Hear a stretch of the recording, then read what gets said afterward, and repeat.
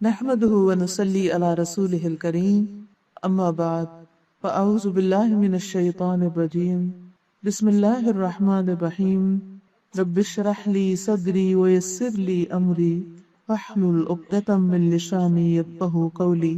قرآن مجید میں اللہ سبحانہ وتعالیٰ کا ارشاد ہے، اور ہم ضرور تمہیں خوف و فطر، بھوک، مالوں اور جانوں کے نقصانات اور آمدنیوں کے گھاٹے میں مبتلا کر کے رہیں گے، اور خوشخبری ہے ان صبر کرنے والوں کے لیے جو ان حالات میں جب کوئی مصیبت ان پر پڑے تو کہتے ہیں کہ ہم اللہ کے لیے ہیں اور ہم اسی کی طرف لوٹ کر جانے والے ہیں۔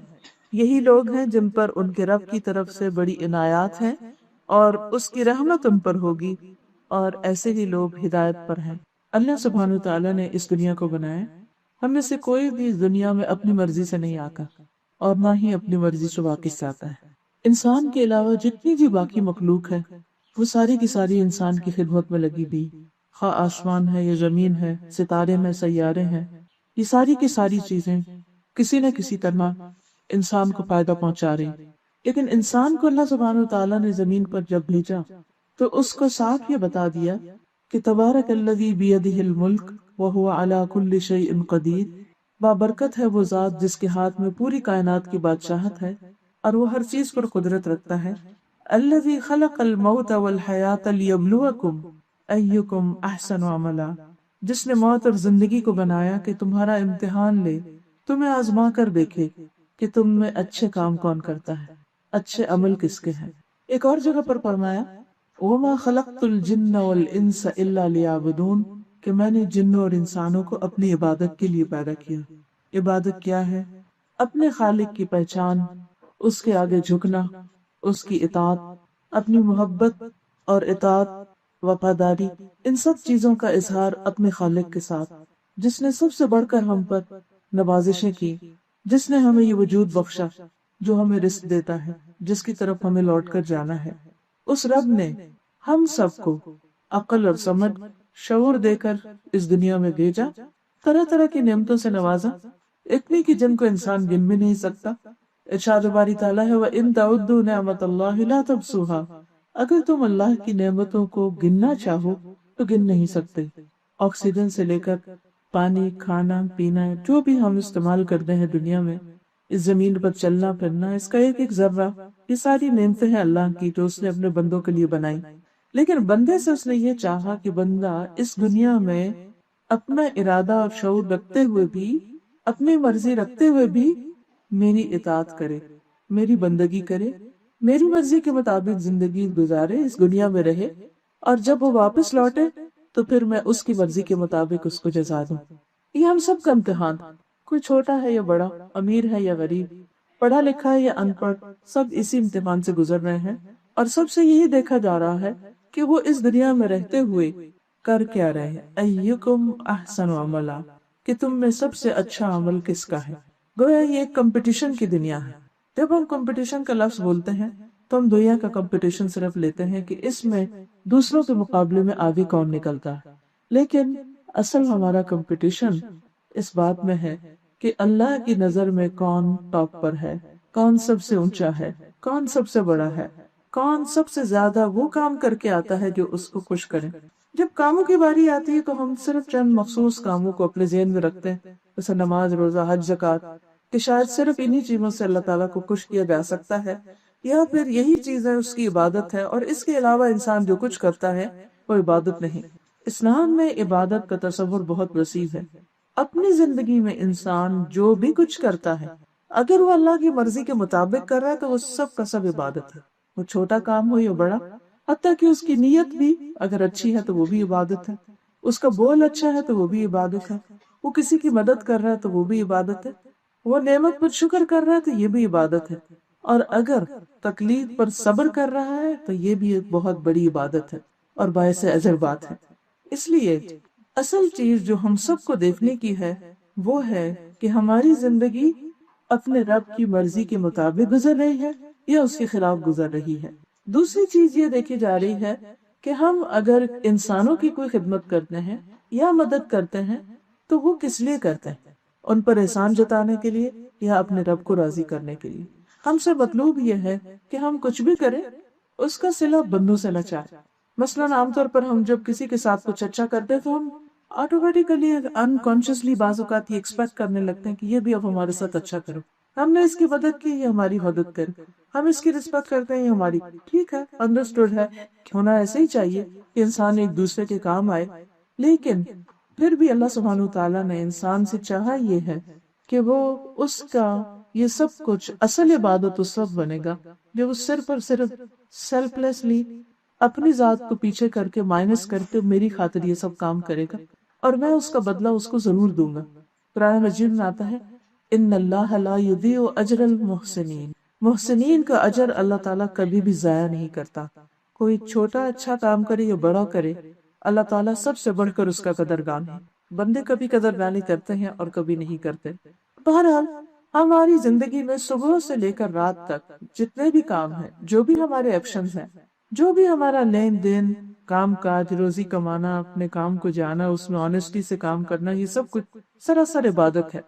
اسی طرح خاص طور پر یہ آیت جو میں نے آپ کے سامنے پڑھی ہے سورۃ البقرہ کی 155 سے 157 میں، اس میں اللہ سبحانہ وتعالیٰ فرماتے ہیں کہ اس دنیا میں رہتے ہوئے ہم تمہارا امتحان ضرور لیں گے. جیسے سورۃ الملک میں فرمایا لنبلوکم، تاکہ ہم تمہیں آزمائیں.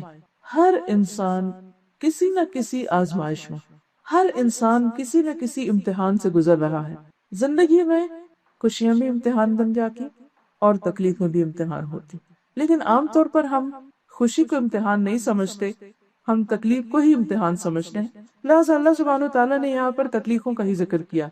وَلَنَبْلُوَنَّكُمْ بِشَيْءٍ مِّنَ الْخَوْفِ، سب سے پہلی چیز جس سے ہم تمہیں آزمائیں گے وہ خوف ہے.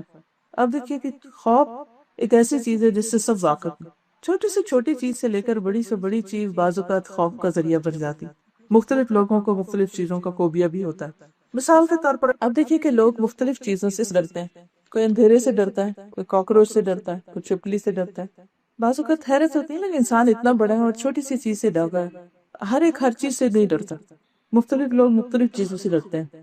اسی طرح کچھ خوف چھوٹے ہوتے ہیں، کچھ بڑے ہوتے ہیں، لیکن یہ سب بھی انسان کا ایک امتحان ہوتے ہیں کہ اس وقت ہم ریاکٹ کس طرح کرتے ہیں، اس وقت ہم کس طرح معاملہ کرتے ہیں.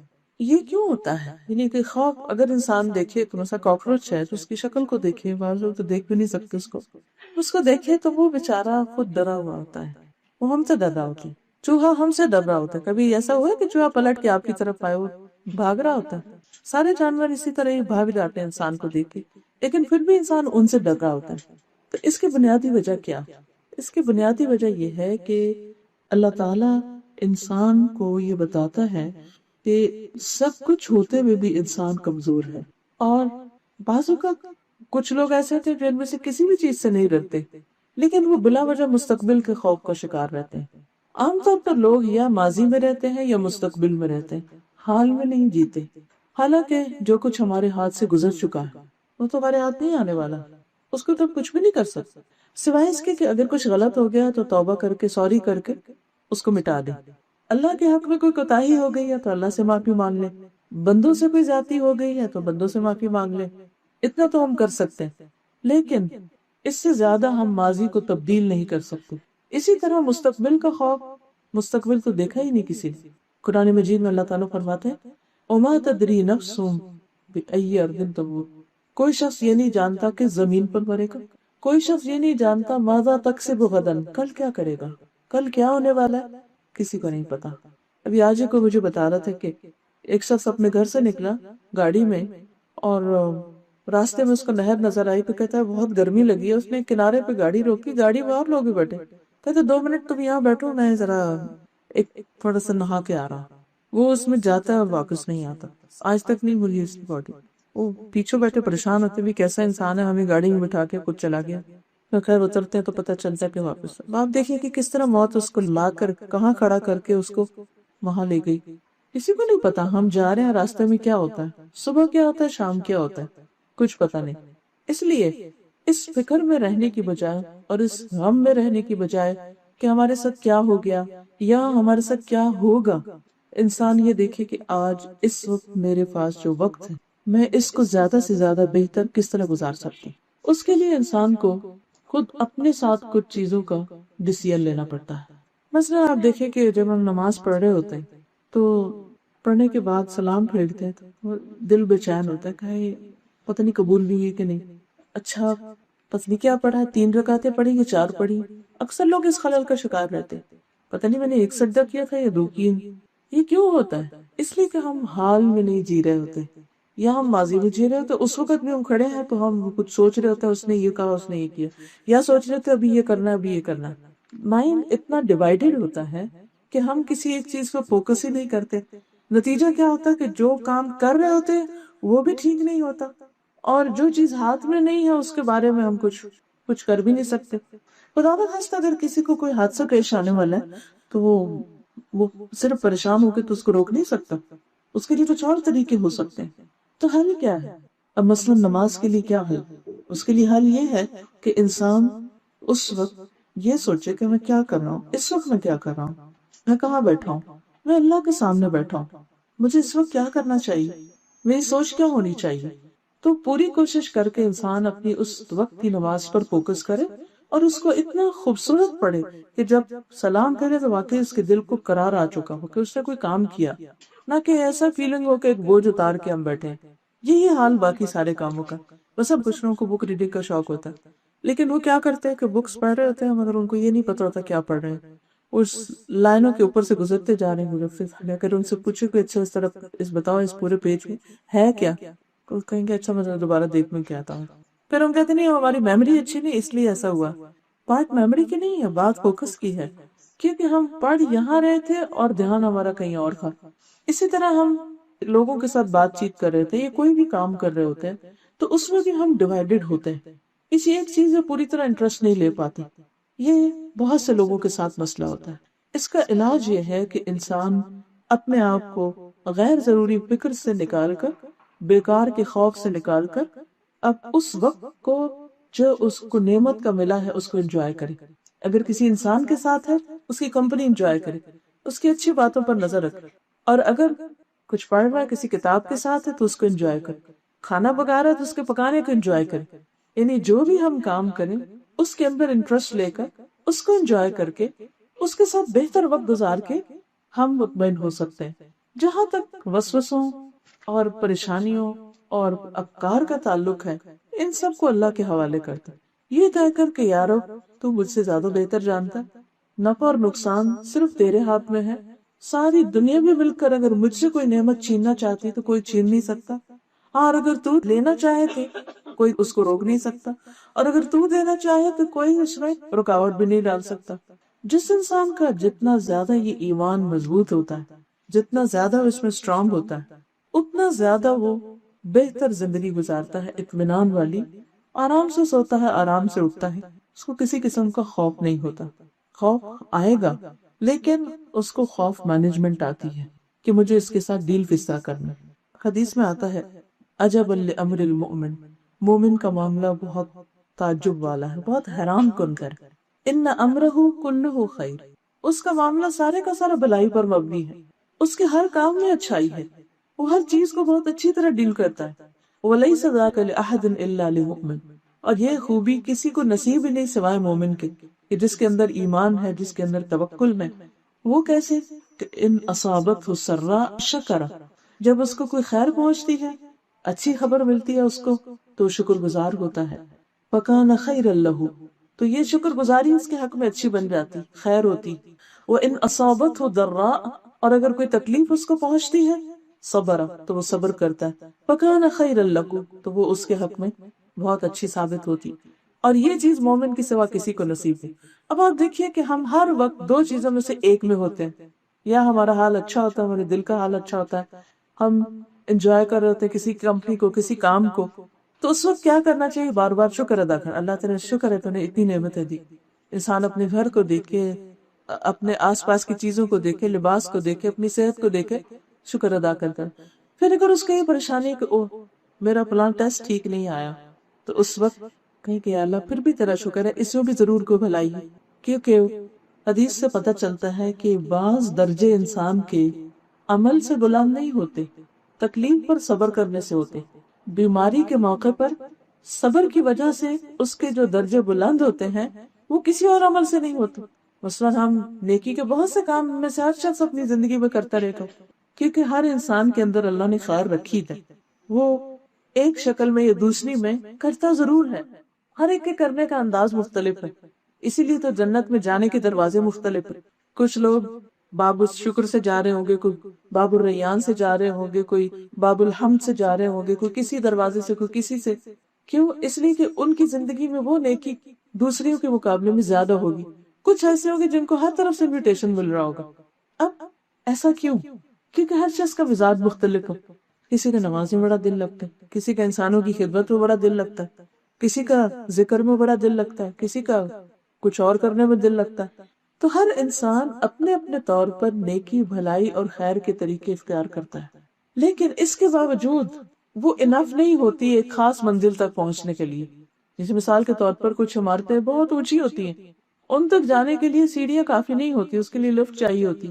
اب سیڑھیوں پر انسان چڑھتا رہتا ہے نیکی کے ایک ایک کام کر کے، درجہ بلند ہوتا رہتا ہے۔ جیسے حدیث میں آتا ہے کہ انسان قیامت کے دن جتنی آیتیں اس کو یاد ہوں گی اتنے اس کے درجے جنت میں بلند ہوں گے، اور ہر آیت کے بدلے ایک ایک درجہ بلند ہوگا۔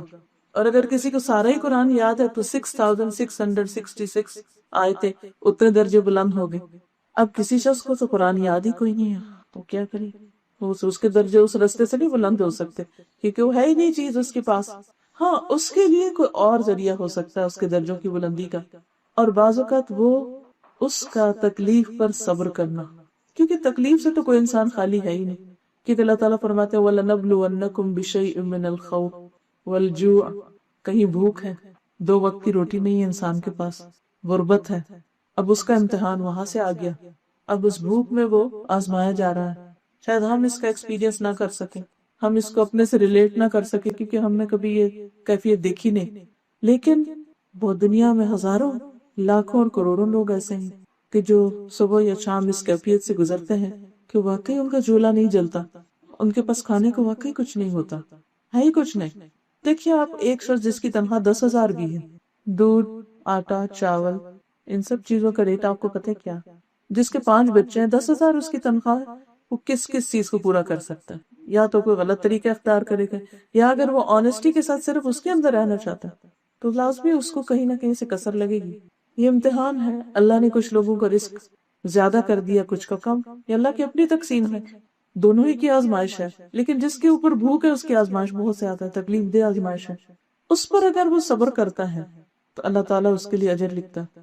پھر فرمائے وَنَقْصٍ مِّنَ الْأَمْوَالِ، مال کی کمی، کبھی آمدنی کا ذریعہ بند ہوتا ہے، کبھی جاب چلی جاتی ہے، کبھی ریٹائرمنٹ ہو جاتی ہے، کبھی کسی طرح مال کم ہو جاتا ہے، کبھی اچانک کوئی ایسی بیماری آ جاتی ہے کہ جو انسان کے سارے ایسٹس کو ختم کر دیتی۔ پچھلے دنوں کسی کے بارے میں جو پتا چلا، اس کو کینسر ڈائگنوز ہوا، اس کے صرف 2.5 ہفتے بعد وہ فوت ہو گیا، لیکن اس 2.5 ہفتے میں لاکھوں روپے اس کے خرچ ہو گئے، کیونکہ ایک ایک انجیکشن 3 لاکھ روپے کا، نہ لگوائے تو کیا کرے، لگوائے تو کیا کرے۔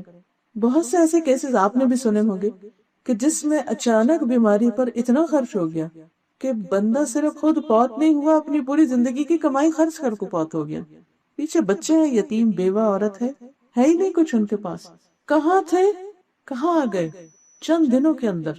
ایسے واقعات ہمارے آس پاس پھیلے ہوئے ہیں، کسی کو نہیں پتا کل کس کے ساتھ کیا ہونے والا ہے۔ اسی لیے وہ دعا سکھائی گئی کہ انسان بری بیماریوں سے پناہ مانگتا رہے کہ یا اللہ تو ایسی تکلیفوں سے محفوظ رکھ، کیونکہ ایسا نہ ہو کہ ہم جائیں تو ہمارے وجہ سے دوسروں کی زندگی عذاب میں پڑ جائے، یا یہ کہ ہم کسی کے اوپر وبال جان بن جائیں، کیونکہ بعض تکلیفیں ایسی ہوتی ہیں کہ جس پر صبر نہیں ہوتا، لوگ پھر قرض لے کر بھی بیمار کا علاج کرواتے ہیں، ٹھیک ہے، اب انسان ہے، اس کا کیا کیا جا سکتا۔ تو یہ اللہ تعالیٰ کی طرف سے ایک آزمائش ہوتی ہے۔ پھر فرمایا والانفس، جانوں کی کمی، انسانوں کی کمی ہو جاتی ہے زندگی، خصوصاً پیاروں کی کمی، کمپینینز کی، محبت کرنے والے رشتوں کی، دنیا سے رخصت ہو جاتے ہیں، ساتھ چھوڑ جاتے ہیں، جا کر واپس بھی نہیں آتے، یا ویسے ہی جدائیاں پڑ جاتی، بچوں کی شادی کی، سال نہ سال شکل دیکھنے کو نہیں ملتی، یا کچھ اور وجہ ہو جاتی، اغوا ہو جاتے ہیں بچے، بعض کی کوئی اور تکلیف پڑ جاتی، بعض کو اللہ تعالیٰ اولاد نہیں دیتا کسی بھی طرح، بعض بزنس پارٹنر ہوتے ہیں، پارٹنر چھوڑ کے چلا جاتا ہے، انسانوں کی کمی ہوگی، سرورز چلے جاتے ہیں، کمی ہو گئی، یہ بھی ایک آزمائش ہوتی ہے، یہ بھی ایک تکلیف کا وقت ہوتا ہے، یہ بھی ایک امتحان ہوتا ہے۔ والثمرات، اور پھل، پھلوں کی کمی. ثمرات میں صرف فروٹس نہیں ہوتے، ثمرات ہر چیز کا جو آؤٹ کم ہوتا ہے اس کو کہتے ہیں.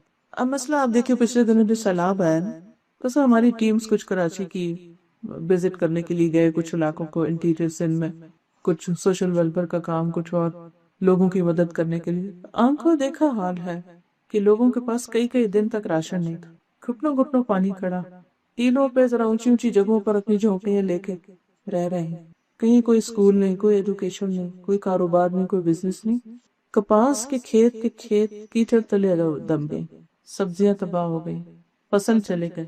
اور وہ لوگ جو اینولی لاکھوں کماتے تھے اچانک زیرو پر آ گئے، کیونکہ پانی نے نہ صرف یہ کہ ان کو تباہ کیا، بلکہ کہتے ہیں کہ یہ پانی معلوم نہیں کتنا کتنا عرصہ کھڑا رہے گا، اور وہ جو زمین میں جا رہے تو زمین شاید آئندہ 2 سال تک اگانے کے قابل بھی نہ رہے. کس کو پتا تھا کہ کیا ہونے لگا ہے؟ کہاں سے بلا آئی پتہ ہی نہیں چلا، ہر چیز اڑاتے لے گئی. پھر اسی طرح جانور بہ جاتے.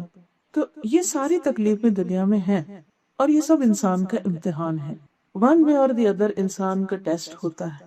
ایسے موقع پر اب جو ہونا ہوتا ہے وہ تو ہو جاتا ہے. کرنا کیا چاہیے؟ وبشر الصابرین، خوشخبری دے دو صبر کرنے والوں. صبر کرنے والوں کے لیے خوشخبری. کیا خوشخبری؟ الذین اذا اصابتهم مصیبت، جب ان کو کوئی مصیبت آتی ہے، قالوا انا للہ و انا الیہ راجعون، تو وہ انا للہ پڑھتے ہیں. یہ ہم صرف عام طور پر وفات کے موقع پر پڑھتے. صحابہ کے ادھر لیمپ بھی بجھ جاتا، بجلی چلی جاتی، تو اس پر بھی وہ انا للہ پڑھتے کہ ہم اللہ کے لیے اور اسی کی طرف جانے والی. اگر دوسرے چلے گئے ہیں، مال چلا گیا، یا اولاد چلی گئی، یا آمدنی میں گھاٹا ہو گیا، یا کوئی اور نقصان ہو گیا، یہ چند دن کی بات. مومن کو صبر کس سے آتا؟ 2 چیزوں سے. ایک یہ کہ اس کو پتا ہے کہ یہ ایک میرا امتحان ہے، آج اگر یہ چیز لے لی گئی ہے تو کل اللہ تعالیٰ دے بھی دے گا.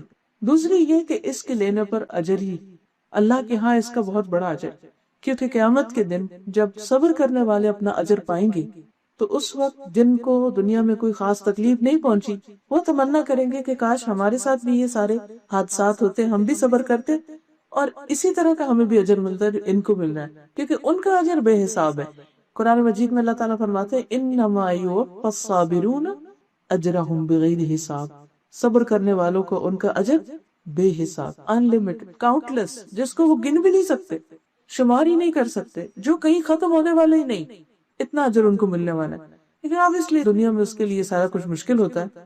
فرمایا اولئک علیہم صلوات من ربہم ورحمہ. صبر کا فائدہ کیا ہوتا ہے؟ انا للہ کرنے کا اور ذکر کرنے کا فائدہ یہ ہوتا ہے کہ انسان کے اوپر ایک سکینت آ جاتی اور اس کے اوپر ایک سکون کی کیفیت طاری ہو جاتی، کیونکہ انسان اگر بے صبری کرتا بھی ہے تو اس سے حاصل کچھ بھی نہیں ہوتا.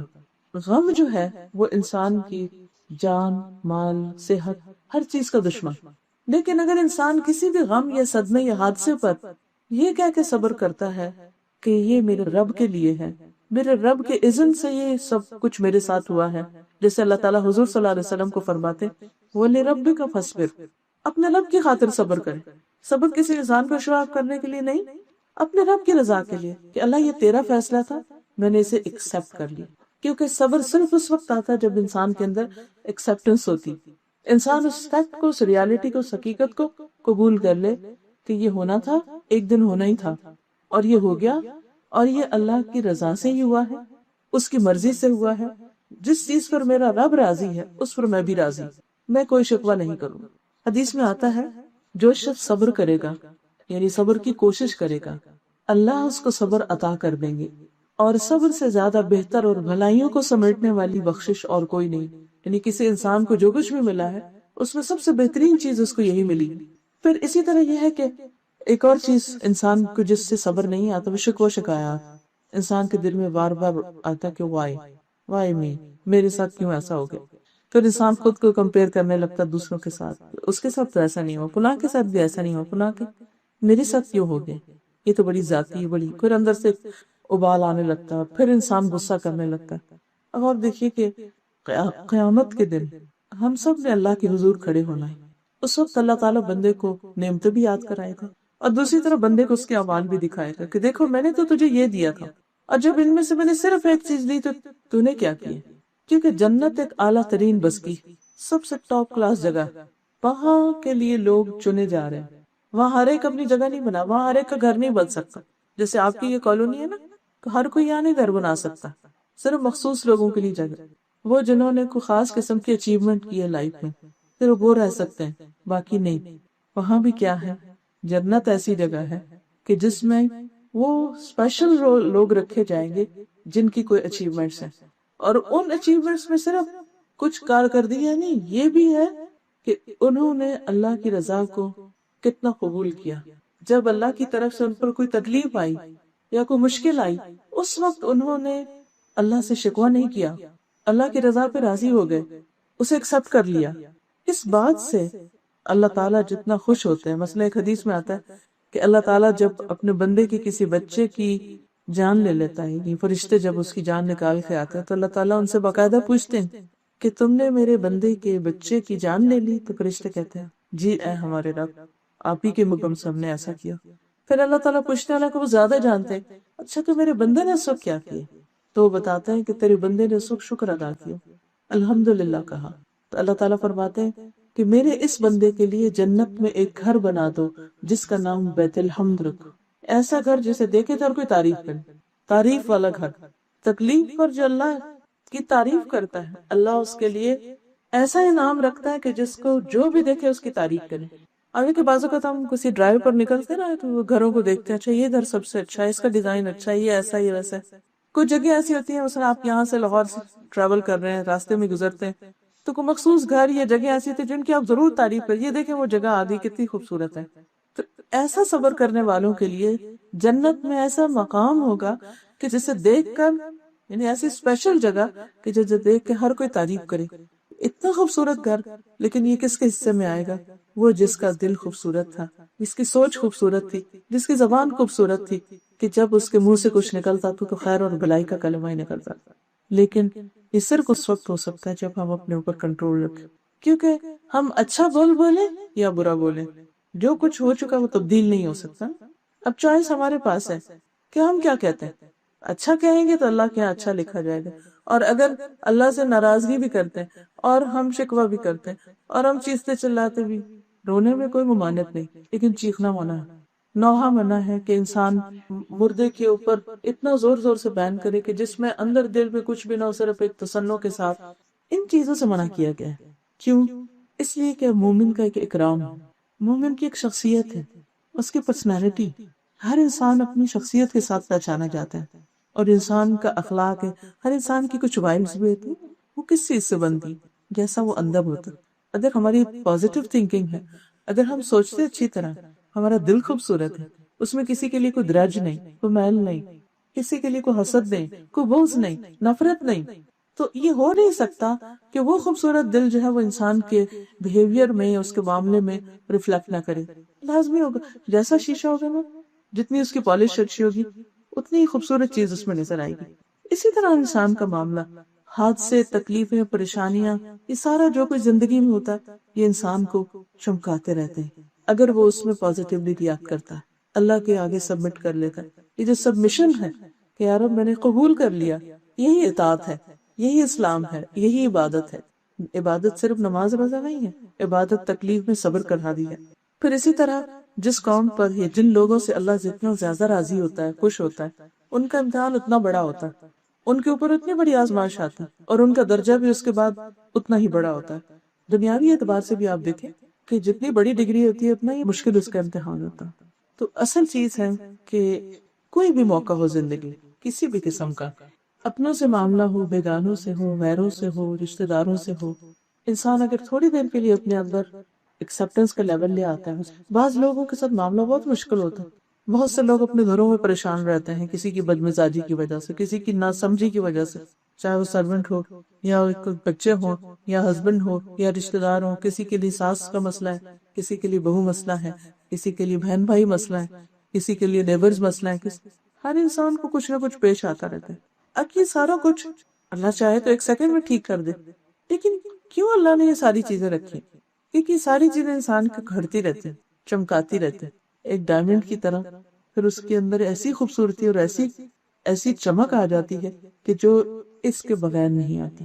تو یہ اللہ کا ایک طریقہ ہے، ایک قانون ہے، اور اس کو ہمیں ایکسپٹ کرنا ہوگا۔ اور اگر نہیں کرتے، نیگیٹولی ریئیکٹ کرتے ہیں تو بھی ہمارے چیخنے چلانے سے یا ریاکٹ کرنے سے کسی بھی چیز میں کوئی تبدیلی نہیں آتی. ہاں جو ہمیں ملنا تھا صبر پہ اجر وہ ختم ہو کے رہ جاتا. پھر اسی طرح دیکھیے کہ بعض اوقات ایسا ہوتا ہے کہ جو جتنا قریب ہوتا ہے اتنا بڑا ٹیسٹ ہوتا ہے. مثلاً زیادہ امتحان ہمارے اپنے رشتہ داروں میں ہوتا ہے، ہم ان کے ساتھ احسان کرتے ہیں لیکن وہ پلٹ کر ہمارے ساتھ ویسے سلوک نہیں کرتے، یہ کرتے ہیں تو ہمیں محسوس نہیں ہوتا. لیکن اس یک طرفہ احسان کا بدلہ کتنا ہے، اس کا اجر کتنا ہے، بے حساب. ایک شخص آیا حضور صلی اللہ علیہ وسلم کے پاس اور کہنے لگا کہ میرے کچھ رشتہ دار ہیں، میں ان کے ساتھ اچھا کرتا ہوں، میرے ساتھ برا کرتے ہیں، میں ان کو دیتا ہوں، وہ مجھے کچھ نہیں دیتے، میں ان کے ساتھ اچھی طرح بات کرتا ہوں اور میرے ساتھ وہ بدسلوکی کرتے. آپ نے فرمایا اگر تم ایسا ہی کرتے جیسا تم کہہ رہے تو اللہ کی طرف سے ایک فرشتہ مقرر کر دیا جاتا ہے جو تمہاری طرف سے ان سب باتوں کا جواب دیتا ہے، اور تم گویا ان کے منہ میں راکھ بھر رہے، یعنی تمہارے لیے اجر ہے لیکن اس سارے سلوک کا ان کو کیا مل رہا ہے، ان کے نامہ اعمال میں کیا ہے. راکھ کیا ہوتی ہے؟ جلے ہوئے کاغذوں کی یا لکڑی کی، کسی بھی چیز کی. ان کی نیکیاں برباد ہو رہی ہیں، ان کا اجر ضائع ہو رہا ہے، لیکن تمہیں تمہارا اجر بے حساب ملے گا. ایک موقع پر آپ نے فرمایا کہ جو شخص یہ چاہتا ہو کہ اس کی عمر میں برکت، اس کے رزق میں برکت، اسے چاہیے کہ اپنے رشتہ داروں کے ساتھ اچھا سلوک، چاہے وہ اچھا کرے یا نہ کرے. یہ ان کا دین ہے، یہ ان کا اخلاق ہے، یہ ان کی مرضی، یہ ان پر ڈیپینڈ کرتا ہے. ہمارے لیے کیا ہے کہ ہم اچھا کریں، اور اچھا کرنے والا وہ نہیں ہوتا. ایک اور جگہ پر آپ نے فرمایا کہ لیس الواصل بالمکافأہ، صلہ رحمی کرنے والا وہ نہیں ہوتا جو بدلے میں صلہ رحمی کرتا ہے. صلہ رحمی اصل میں وہ کرتا ہے کہ کوئی اس کے ساتھ اس کا رشتہ دار برا کرے اور وہ جواباً پھر بھی اچھا کرے، جو اس کو محروم کرے وہ اس کو دے، جو اس سے کاٹے وہ اس سے جوڑے، جو اس کے ساتھ برا کرے وہ اس سے اچھا کرے. جب تک یہ اخلاق پیدا نہیں ہوتا اس وقت تک اس کے ثمرات اور اس کے نتائج سامنے نہیں آتے. ہم میں سے ہر شخص یہ چاہتا ہے کہ اس کی عمر لمبی ہو، یا زندگی میں جتنا بھی ہے وہ زندہ وہ کچھ اچھے کام کر جائے، یا پھر یہ کہ اس کے رزق میں برکت ہو. بعض اوقات ہزاروں لاکھوں انسان کے پاس ہوتے ہیں مگر برکت نہیں ہوتی، کچھ سمجھ نہیں آتی کہاں سے ہے کہاں کیا. یہ سب چیزیں کب نصیب ہوتی ہیں؟ اس اخلاق کی وجہ سے کہ جو انسان لوگوں کے رویے سے بلند ہو کے رکھتا ہے. ایک وہ اخلاق ہوتا ہے کہ جیسا کرو ویسا تم بھی کرو، کوئی اچھا کرتا ہے تو آپ بھی اچھے کر کے، کوئی اچھا نہیں کرتا تو آپ اس کے ساتھ برا کرتے. اور ایک یہ ہوتا ہے کہ کوئی برا کرتا اور آپ اچھا کرتے. اصل اخلاق اس کو کہا گئی، یعنی اخلاق کی ڈیفینیشن یہ نہیں کہ جب کوئی آپ کے ساتھ اسمائل کر رہا تو آپ بھی اسمائل کر رہے ہیں. اخلاق یہ ہے کہ کوئی اسمائل نہیں کر رہا اور پھر بھی آپ اسمائل کریں، کوئی سلام آپ کو نہیں کرتا آپ پھر بھی خود جا کے کر لیتے، کوئی آپ کا خیال نہیں رکھتا آپ پھر بھی رکھ لیتے ہیں، کوئی آپ کو وزٹ نہیں کرتا آپ پھر بھی کر لیتے. یہ کسی کا سوال ہے کہ کیا دوسرے کی طرف سے حج یا عمرہ کیا جا سکتا ہے؟ کیا جا سکتا ہے، خاص طور پر اگر کسی نے حج کی نظر مانی اور وہ خود نہ جا پا رہا، یا پھر یہ کہ اس پہ حج فرض تھا اور وہ فوت ہو گیا، یا وہ زندہ ہے لیکن بیمار اتنا ہے کہ وہ خود نہیں کر سکتا، تو اس کو کہتے ہیں نیابتاً کرنا، کہ کسی کی طرف سے. اور اس میں یہ ہے کہ وہ شخص اپنے خرچے پر دوسرے کو بھیج دے، یا پھر اگر وہ فوت ہو چکا ہے مثلا والد ہے یا کوئی قریبی رشتہ دار ہے تو دوسرے اس کی طرف سے کر دیں. اس میں یہ ہے کہ اگر حج ہو سکتا ہے تو اسی طرح عمرہ بدل بھی ہو سکتا ہے، اس کو حج بدل کہتے ہیں، تو عمرہ بدل بھی ہو سکتا ہے، دونوں کی طرف سے ہو سکتا ہے. خالی طواف کو ذکر نہیں آتا، لیکن آپ دیکھیے کہ جب بڑی چیز ہو سکتی تو اس کے چھوٹے یونٹس بھی کیے جا سکتے ہیں، یعنی اس پر قیاس کر سکتے ہیں. ادروائز کوئی ایسی اس پر نص نہیں ہے، لیکن چونکہ ایک بڑی چیز ہے حج کا اگر اجازت دی گئی ہے تو اسی پر قیاس کر کے عمرہ اور اسی پر پھر آگے کیا جا سکتا ہے طواف وغیرہ. اس میں یہ ہے کہ اگر کسی کا اپنا فرض رہتا ہے تو پہلے وہ پورا کرے پھر دوسرے کی طرف سے کرے.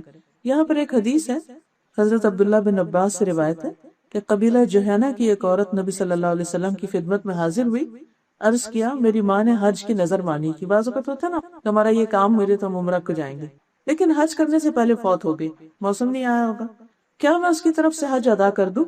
نبی صلی اللہ علیہ وسلم نے فرمایا جی ہاں، اس کی طرف سے حج ادا کرو، یعنی اسے ثواب مل جائے گا. اور ہاں سنو، اگر تمہاری والدہ پر قرض ہوتا تو کیا تم اسے ادا کرتی؟ اس نے عرض کیا جی ہاں. پھر نبی صلی اللہ علیہ وسلم نے فرمایا اللہ کا قرض بھی ادا کرو، یعنی نظر جو ہے، کیونکہ اللہ زیادہ حقدار ہے کہ اس کا قرض ادا کیا جائے. اسی طرح یہ ہے کہ ایک عورت نے عرض کیا نبی صلی اللہ علیہ وسلم کو کہ یا رسول اللہ صلی اللہ علیہ وسلم، میرے بوڑھے باپ پر حج فرض ہے، مالدار ہو گئے اسی وجہ سے، لیکن وہ اونٹ پر سوار ہونے کی ہمت نہیں رکھتا. اب وہ زندہ ہے نا جو آپ کو سنبھال لے گا، کیا زندہ ہو پھر بھی اب وہ خود نہیں جا سکتا. کوئی بھی مجبوری ہو سکتی ہے کہ جس کی وجہ سے انسان نہ جا سکے. تو ایسی صورت میں کیا میں اس کی طرف سے حج کر دوں؟ تو آپ نے فرمایا تم اپنے باپ کی طرف سے حج کر دیں. عورت مرد کی طرف سے بھی کر سکتی، یا مرد عورت کا بھی حج بدل کر سکتا. مردے کے لیے بہترین تحفہ کیا ہے؟ سب سے پہلے تو یہ ہے کہ اگر اس کا کوئی قرض ہے تو وہ ادا کیا جائے، کیونکہ قرض کی ادائیگی شہید سے بھی معاف نہیں. جب شہید ہو جاتا ہے تو اس کو فوراً جنت میں داخلہ مل جاتا ہے.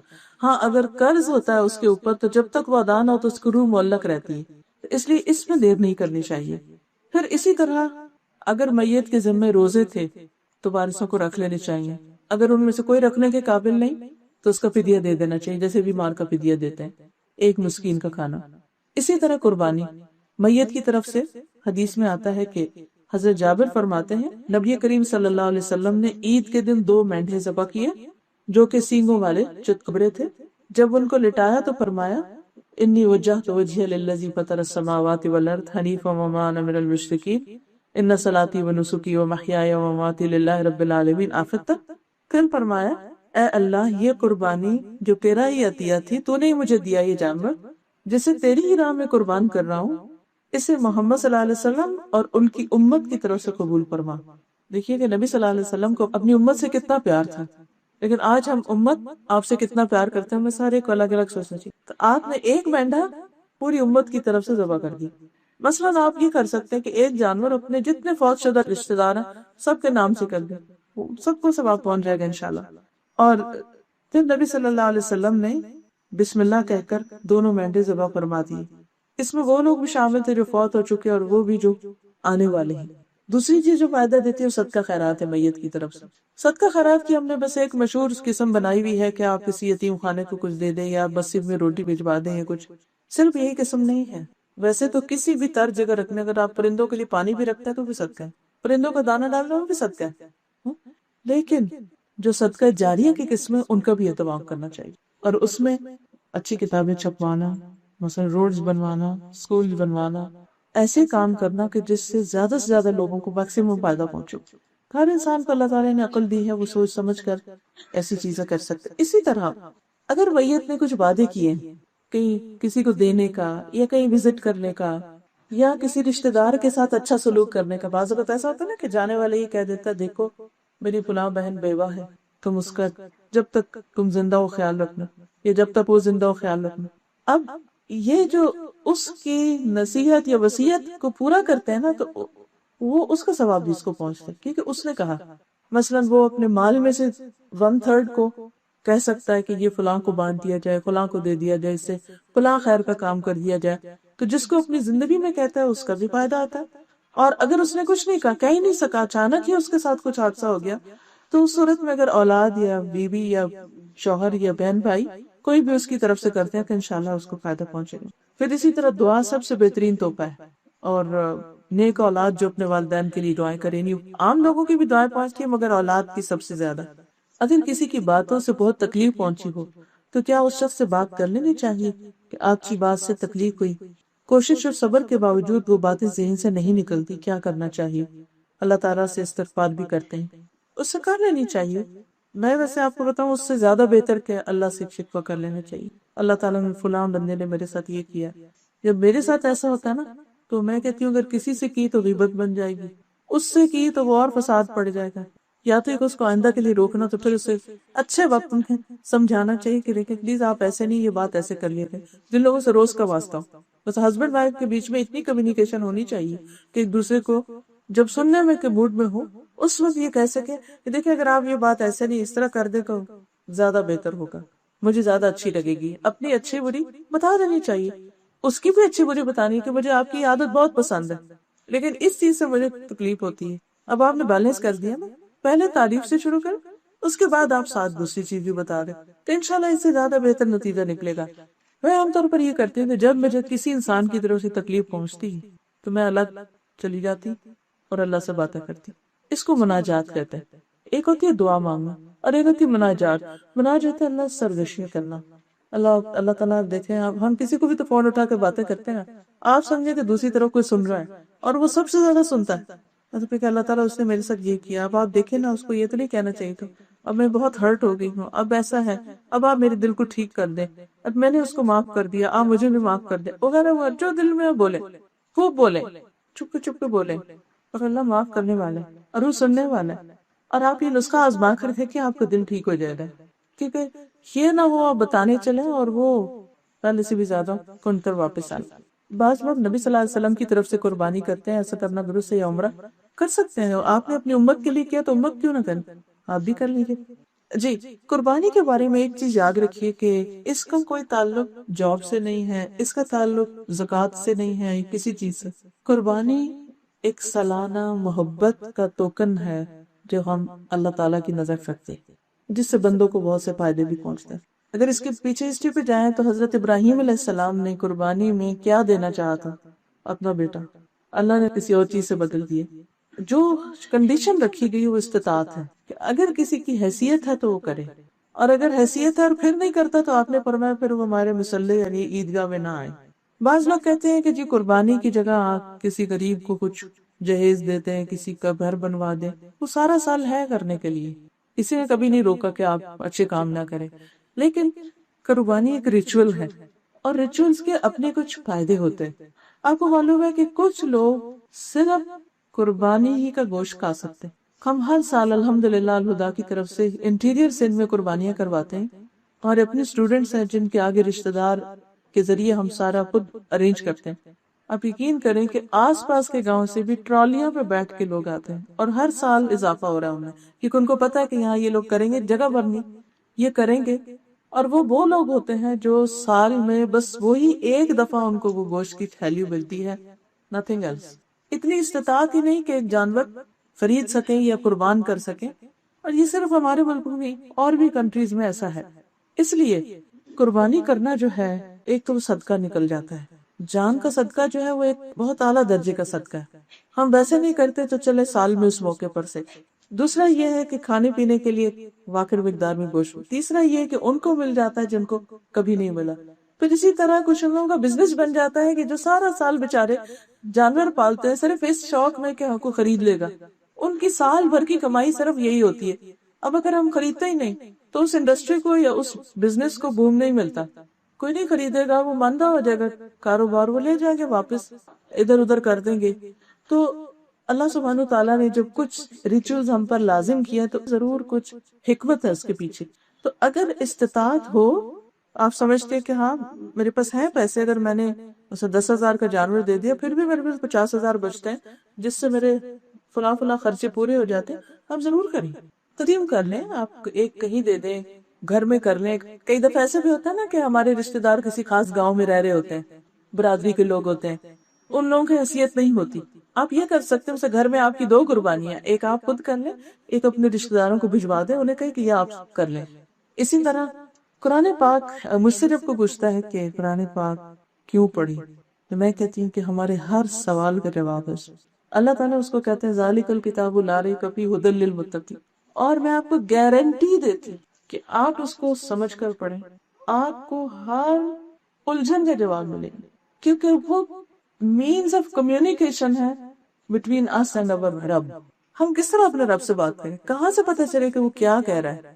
ہم تو بولے جائیں گے اپنی طرف سے، وہ کیسے بتائیں گے؟ اسی لیے قرآن مجید جو ہے یہ کلام اللہ ہے، اللہ کا کلام ہے، اس کو اللہ تعالیٰ نے اپنی سپیچ کہا ہے، یعنی گویا وہ ہم سے بات کرتا ہے اس کے ذریعے، اور اس کا علم اتنا پرفیکٹ ہے کہ اس کو پتا تھا کہ اس کے مخلوق جو اس کے بندوں کے ذہن میں کیا کیا سوال آئیں گے، کیا کیا پریشانیاں ہوں گی، ان کو زندگی میں جو بھی جس طرح کی بھی گائیڈنس چاہیے ہوگی وہ ان کو ملے گی، اور ہر دفعہ ایک نیا لیسن ہوگا۔ اس لیے زندگی میں ایک بار، کم از کم ایک بار اس کو سمجھ کے ضرور پڑھیں، کیونکہ ہر چیز کو، مثلا یہ فون جب میں نے خریدا تھا تو اس کے ساتھ اچھی بلی ایک بکلیٹ تھی، میں نے اس کو بعد میں کھولا، میں نے اس کو پہلے کھولا، ان کیا لکھا ہوا، کیا کرنا ہے کیا نہیں کرنا، ایسا نہ ہو میں کچھ ایسا کر بیٹھوں کہ یہ خراب ہو جائے۔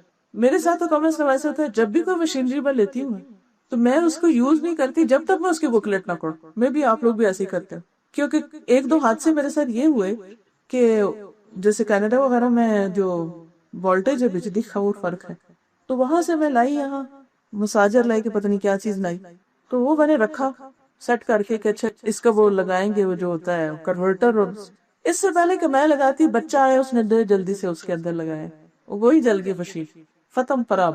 اب آپ دیکھیں کہ صرف ایک اس نادانی کی وجہ سے اتنی دور سے اٹھا کے، آپ کو پتہ ہے کہ پاؤنڈ بھی سامان کا اٹھاتے ایک مشکل ہوتی، صرف ایک لا علمی، جہالت، نادانی کی وجہ سے، غلط جگہ وہ پلگ لگانے کی وجہ سے اس کی موٹر اڑ گئی۔ اسی طرح کوئی بھی مشین اگر آپ کو پتہ نہیں، اور اتنی لمبی لسٹ دی ہوتی، یہ نہ کریں، پانی میں نہ رکھیں اس کو، ایسا نہ کریں، ویسا نہ کریں، دھوپ میں نہ رکھیں، بچوں کے پہنچ سے دور رکھیں، فلاں نہ کریں، ہم تسلی سے اس کو پڑھتے ہیں، ساری چیک لسٹ، اچھا یہ ایسا ہے، یہ یہاں، یہ اس کو یہاں سے یوں پن اپ کرنا ہے، اس کے اندر اس کا اسپیکر کا ڈالنا ہے، اس کے اندر بجلی کا ڈالنا ہے، اس کو یہاں یہ، پھر اس کے بعد ہم اس کو کھول کے کرتے ہیں، تب وہ فائدہ دیتی ہوں۔ ہماری زندگی یوزفل ہو ہی نہیں سکتی جب تک ہم وہ مینول نہیں پڑھیں گے کہ کون سی چیز کیا کرنی۔ ایسا نہ ہو کہ بھول کے نادانی میں کوئی کام کرنا کچھ تھا، کر کچھ گئے، جب وہاں پہنچے تو آنکھیں کھلے، او یہ تو غلط ہو گیا، لیکن وہاں ریورس نہیں ہو سکتا، پلٹ نہیں سکتا۔ تو اس لیے بہت ضروری ہے کہ ہم جس نے بھیجا ہے، جس کے پاس واپس جانا ہے، اس کی پسند بھی ایک دفعہ جانے کہ وہ چاہتا کیا ہے، کیونکہ زندگی ایک ہے، دو نہیں۔ غار حرا سے جب نبی صلی اللہ علیہ وسلم تشریف لائے تھے، وہ بہت گھبرائے ہوئے تھے اور پریشان تھے کہ آپ نے فرشتہ دیکھا تھا اور وہی آپ پہ نازل ہوئی تھی، اور آپ شبر کر رہے تھے، اور حضرت خدیجہ نے آپ کو کہا کلا واللہ لا یخزیک اللہ ابدا، اللہ کی قسم اللہ آپ کو ہرگز بھی رسوا نہیں کرے گا، آپ کے ساتھ برا ہو ہی نہیں سکتا۔ کیوں؟ پہلی بات بتائی انک لتصل الرحم، کیونکہ آپ صلہ رحمی کرتے ہیں، آپ رشتوں کو جوڑ کے رکھتے ہیں، آپ کے ساتھ کچھ برا نہیں ہوگا۔ وتحمل الکل، اور آپ دوسروں کو بوجھ اٹھاتے ہیں۔ تکسب المعدوم، جن کے پاس کچھ نہیں تو ان کو کما کے دیتے ہیں، اپنی کمائی میں ان کا حصہ رکھتے ہیں۔ وتعین علی نوائب الحق، اور مشکلات میں آپ دوسروں کی مدد کرتے ہیں، نہیں کہ جب کوئی مصیبت آفت کسی کے اوپر نازل ہوتی ہے تو آپ اس کے کام آتے ہیں، حادثوں میں آپ دوسروں کی ہیلپ کرتے ہیں، آپ کے ساتھ کوئی برا نہیں کر سکتا۔ اتنی کانفیڈنٹ وائف، بیوی سب سے بڑی گواہ ہوتی ہے کسی کے عمل کی، کہ میرا شوہر کیا کرتا اور کیا نہیں، اس کو خوشبو آ جاتی، ہاں؟ وہ اچھا کرے تب بھی، برا کرے، اس کے مزاج کو پوری طرح سمجھ رہی ہوتی، وہ ساتھ کھڑی ہو جاتی ہے کہ یہ ہو نہیں سکتا۔ پھر وہ لے جاتی اپنے چچا کے بیٹے کے پاس کہ اب چچا کے بیٹے آپ دیکھو، آپ ان کو بتاؤ کہ ان کو کیا کرنا ہے، آپ انہیں سجیسٹ کریں۔ لیکن اس بات کو میں نے پلے پکڑ لیا کہ اگر میں چاہتی ہوں کہ میرا انجام برا نہ ہو یا میرے ساتھ کچھ ایسا نہ ہو، تو مجھے یہ 5 کام کرنی ہوں، 5 چیزوں کا ذکر اس میں۔ پوری دنیا کا سوشل ورک جو ہے یا لوگوں کی بھلائی، خدمت کے کام ان 5 کاموں کے اندر ہیں جو نبی صلی اللہ علیہ وسلم نبی بننے سے پہلے کرتے تھے۔ ابھی ایمبولینس کوئی گائیڈنس نہیں آئی تھی، فطرت میں خیر تھی۔ آج بھی آپ دیکھیں کئی لوگ مسلم نہیں ہوتے، کچھ پتہ نہیں ان کو دین کے، وہ بڑی بڑی کتابیں نہیں پڑھی ہوتی، مگر وہ یہ کام آؤٹ آف گڈ ول کر رہے ہوتے ہیں۔ لیکن اسلام کیا چاہتا ہے کہ سب سے پہلے قریب والوں سے شروع کریں، اپنی ذات سے لے کے سب سے پہلے پیرنٹس، وہ اچھا کرے برا کریں، وبالوالدین احسانا، عزت احترام، کندھے جھکا کے بات کرو، ان کے سامنے ہمبل رہو، وہ تمہارے حق دیتے ہیں یا نہیں، تمہیں ان کے ساتھ اچھا کرنا ہے۔ پھر اقارب، رشتہ دار، پھر اس کے بعد وہ سرکل بڑا ہوتا جاتا ہے، تمام انسان اس میں، انوائرمنٹ، فضا، ہوا، جانور، حشرات، مچھلیاں، پانی، سمندر، سب کچھ آ جاتا ہے اس میں۔ اللہ تعالیٰ سب کے ساتھ اچھا کرنے کو کہتے ہیں، لیکن سب سے پہلے قریب والوں سے، الاقرب فالاقرب۔ تو اگر کوئی اس کو کراس کر کے آگے جاتا ہے اور یہ بیچ میں مسنگ ہے کھانا، تو اس اجر پر نہیں پہنچ سکتا، کیونکہ بہترین صدقہ اس رشتہ دار کو دینا ہے جو ہمارے ساتھ بدسلوکی کرتا ہے اور خشک مزاج ہے، لے کے نہ شکریہ نہ تعریف، بھول جاتا ہے کہ بلکہ مانتا بھی نہیں کہ اس نے لیا، اس کے ساتھ کرنا سب سے بہترین ہے۔ ٹھیک ہے نا؟ یہ جو مہینے کے 3 روزے ہوتے ہیں نا، ایام بیس کے، اس کے بہت بڑی فضیلت ہے۔ نبی صلی اللہ علیہ وسلم نے اس کے اوپر فرمایا ہے جو ہر مہینے میں 3 روزے رکھے گا، اللہ اس کے دل کے بغض کو، تنگی کو دور کر دے گا، یعنی آپ کے اندر کی جو گھٹن، ڈپریشن، غم، دکھ، تکلیف، فکر، غم وہ نکل جائیں گے۔ اور دوسری بات یہ ہے، اس کا فائدہ یہ ہے کہ 1 نیکی 10 کے برابر ہوتی ہے، مہینے کے 30 دن ہیں، 1 روزہ 10 دنوں کے برابر۔ حدیث میں آتا ہے جو یہ 3 دن کے روزے رکھ لیتا ہے وہ گویا ساری زندگی روزے سے۔ تو اس لیے کچھ مشکل نہیں ہے، ویسے اب تو سردیاں آ رہی ہیں۔ 13، 14، 15 یا سوموار اور جمعرات پھر سے دعا کر لگے۔ سبحان اللہ و بحمدہ عدد خلقہ ورضا نفسہ وزنت عرشہ ومداد کلماتہ اللهم صل على محمد وعلى آل محمد كما صليت على إبراهيم وعلى آل إبراهيم إنك حميد مجيد. اللهم بارك على محمد وعلى آل محمد كما باركت على إبراهيم وعلى آل إبراهيم إنك حميد مجيد. ربنا آتنا في الدنيا حسنة وفي الآخرة حسنة وقنا عذاب النار. يا حي يا قيوم برحمتك نستغيث. اللهم اغفر له وارحمه وعافه واعف عنه وأكرم نزله ووسع مدخله واغسله بالماء والثلج والبرد ونقه من الخطايا كما نقيت الثوب الأبيض من الدنس وأبدل دارا خيرا من داره وأهلا خيرا من أهله وزوجا خيرا من زوجه وأدخله الجنة وأعزه من عذاب القبر ومن عذاب النار. یا رب العالمین، یا ارحم الراحمین، تو ہم سب پر اپنی رحمت فرما۔ یا اللہ، جن کی وفات ہوئی ہے تو انہیں بخش دے، ان پر رحم فرما، ان سے درگزر فرما، ان کی اچھی مہمانی کر، ان کے داخل ہونے کی جگہ کھلی کر دے، انہیں برف، پانی اور اولوں سے دھو ڈال، انہیں خطاؤں سے اس طرح صاف کر دے جیسے سفید کپڑا میل کچیل سے صاف کیا جاتا ہے۔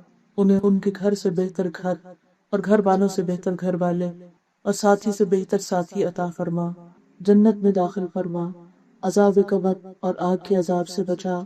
یا رب العالمین، ان کی بخشش تیرے ذمہ ہے، وہ تیری پناہ میں ہے، انہیں قبر کی آزمائش اور آگ کے عذاب سے بچا۔ یا اللہ، تو وعدہ پورا کرنے والا ہے اور تیرا وعدہ برحق ہے۔ اے اللہ، بس بخش دے، اس پر رحم فرما، یقیناً تو ہی بخشنے والا بے حد مہربان ہے۔ یا اللہ، تیرا بندہ، تیری بندی کا بیٹا تیری رحمت کا محتاج ہے، تو اس کے عذاب سے بے پرواہ ہے۔ اگر وہ نیک تھا تو اس کی نیکیوں میں اضافہ فرما، اور اگر اچھا نہ تھا تو اسے معاف کر دے۔